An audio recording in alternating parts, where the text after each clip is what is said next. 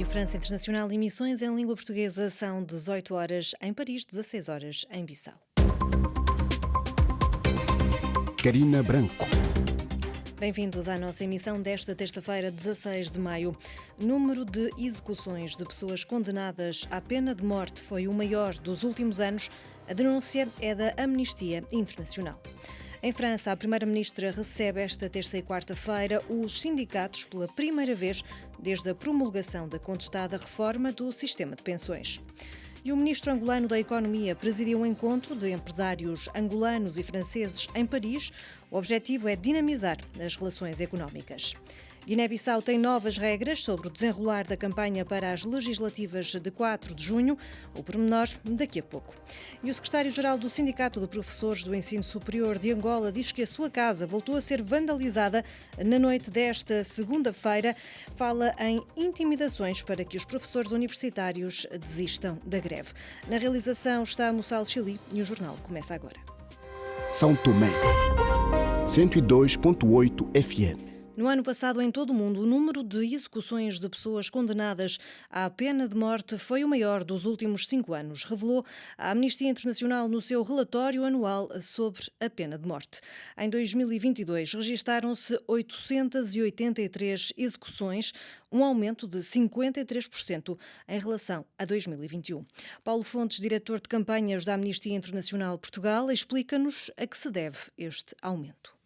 Uma delas é o sair da pandemia, em que os vários países têm um retomar da sua normalidade em termos judiciais e de sentenças e de execuções. A outra, e como nós já falámos, é da utilização da pena de morte como forma de repressão. E este número que nós vemos acontecer no Irão e que foi aqui marcante, vem aqui trazer alguma substância também a esta ideia. Temos também várias execuções, e isto também é aqui muito marcante, em violação do direito internacional.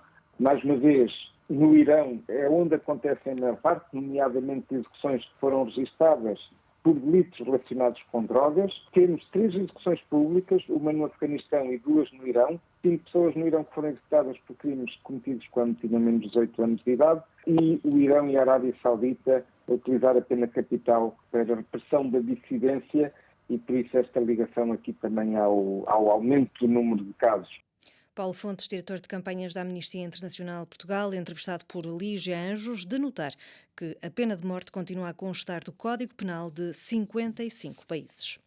Em França, pela primeira vez desde a adoção sem voto no Parlamento da contestada reforma do sistema de pensões, a primeira-ministra Elisabeth Borne recebe hoje e amanhã as 5 organizações da Intersindical sem agenda pré-estabelecida. Um mês depois de um encontro que terminou em menos de uma hora sem nenhum resultado, os sindicatos voltam à mesa com o mesmo lema: obter a retirada da lei que faz passar a idade mínima de aposentação de 62 para 64 anos. Liliana Henriques. Elisabeth Borne recebe hoje e amanhã os sindicatos CFDT, CGT, FO, CFE, CGC e CFTC antes de se avistar na semana que vem com os representantes do patronato francês no intuito de constituir uma agenda social e um novo pacto da vida no trabalho que poderão servir de base para um projeto de lei a ser apresentado até ao final do ano. No âmbito deste encontro, durante o qual a chefe do governo francês diz pretender ouvir as prioridades dos sindicatos, vários assuntos poderiam ser abordados: o poder de compra e inflação, os empregos mais pesados, o trabalho das faixas mais idosas da população. Contudo, a reforma do sistema de pensões deveria ser o assunto dominante, dado que os sindicatos continuam a reclamar a retirada desta lei que foi adotada sem votação em finais de março. Os sindicatos mantêm para o dia 6 de junho a sua 14ª jornada de mobilização nacional contra a reforma do sistema de pensões,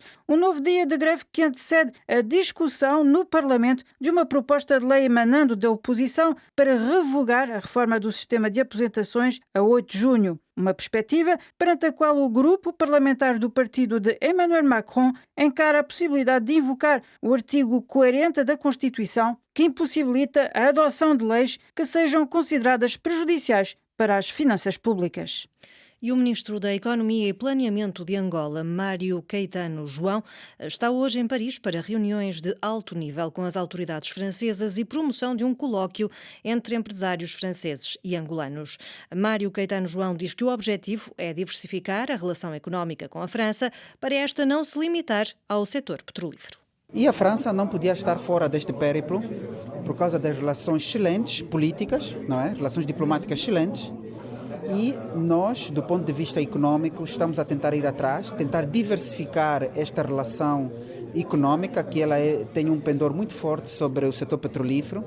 Mas, como sabe, nós estamos num processo de dar mais força ao setor não petrolífero, sem, no entanto, deixarmos de acelerar o setor petrolífero, não é? O setor petrolífero, de facto, é um setor responsável em cerca de 60% a 65% das nossas receitas, portanto, são essas receitas que, de facto, permitem ao Estado de estar presente com as suas obrigações sociais, não é? Porque as obrigações econômicas nós já estamos a passar para o setor privado já está a agarrar tudo o que é o provimento de bens e serviços na nossa economia.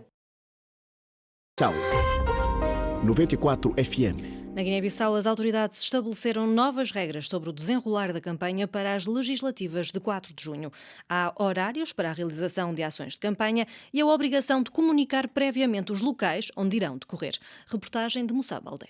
São orientações que devem ser cumpridas por todos os partidos e coligações eleitorais. A polícia reuniu-se na segunda-feira com os delegados dos partidos e coligações para lhes dizer que, doravante, os lugares de realização de comícios devem ser anunciados com antecedência e, se 2 partidos coincidirem no lugar, a polícia vai lá e resolve o problema. É que, até aqui, há casos em que 2 partidos coincidiram em lugares de atividades políticas e a coisa quase motivou altercações. Para evitar isso, a polícia pediu que todos os partidos e coligações entreguem previamente os seus itinerários de campanha eleitoral.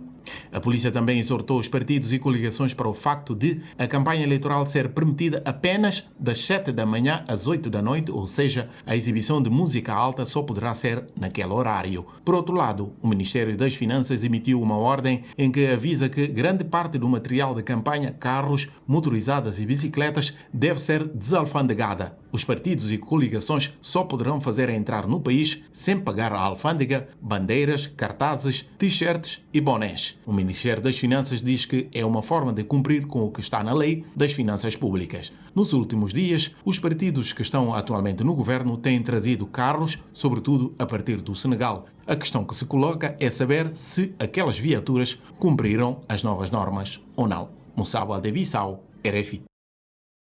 À casa do secretário-geral do Sindicato Nacional de Professores do Ensino Superior, Eduardo Pérez Alberto, voltou a ser vandalizada na noite desta segunda-feira. Ele fala em intimidações para que os professores universitários desistam da greve e lembra que o levantamento da paralisação não depende dele. Reportagem de Francisco Paulo. Na noite de segunda-feira, a casa do secretário-geral do Sindicato Nacional de Professores do Ensino Superior de Angola voltou a ser atacada pela segunda vez por elementos não identificados. Eduardo Pérez Alberto relata a filha, que ainda recupera de lesões sofridas durante um assalto na via pública, se encontrava a descansar num dos compartimentos da residência. Comunico que às 20h05, novamente a minha casa acabou de ser vandalizada por pessoas desconhecidas e o caso foi comunicado imediatamente à polícia, pois que a minha filha, que ainda está com saúde débil, encontrava-se a descansar no referido quarto. O sindicalista angolano não duvida que as intimidações à família tenham o intuito de o demover da greve, alegando que a paralisação não depende dele, nem muito menos da comissão negocial. Persiste o silêncio da Polícia Nacional em apresentar os meliantes esses atos. É uma prova da falta de segurança à pessoa humana, a falta de proteção, porque não se pode compreender num Estado independente, de direito, soberano e democrático, esse tipo de práticas, e tendo sempre como exigência, de acordo com as mensagens, o levantamento da greve. A greve não depende do secretário-geral e muito menos da equipe negocial. Francisco Paulo Luanda, RFI. E é o ponto final neste jornal, no dia em que em França arranca a 76ª edição do Festival de Cannes, que vai decorrer até 27 de maio.